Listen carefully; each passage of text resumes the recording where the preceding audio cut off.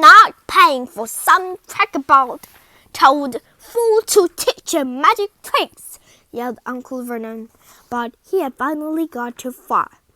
Hagrid seized his umbrella and raised it over his head. "Never!" he thundered. "It's so dumb of a Dumbledore in front of me!" He brought the umbrella swishing down through the air and pointed at Dudley. There was a flash of violent light, a sound-like figure, a cheap quail, and next second Dudley was dancing on the spot with his hand clasped over his fat bottom, howling in pain. When he turned his back on them, Harry saw a curly pigtail poking through a hole in his trouser.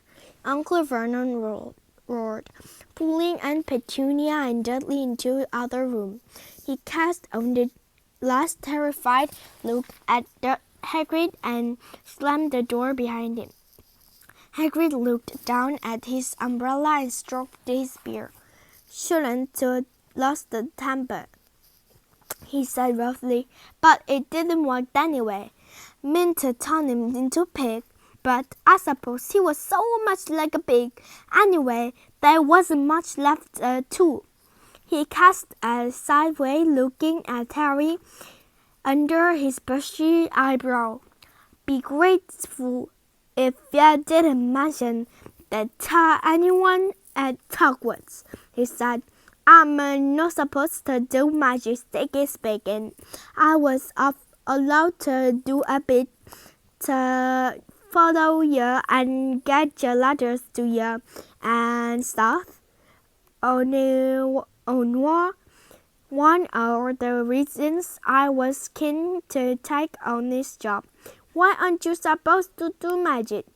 Harry said. "Oh, well, I was Hogwarts myself, but I got expelled. To tell you the truth, in my third grade, they snapped my wand in half and everything, but Dumbledore let me stay on in gamekeeper. Great man Dumbledore. Why were you expelled?"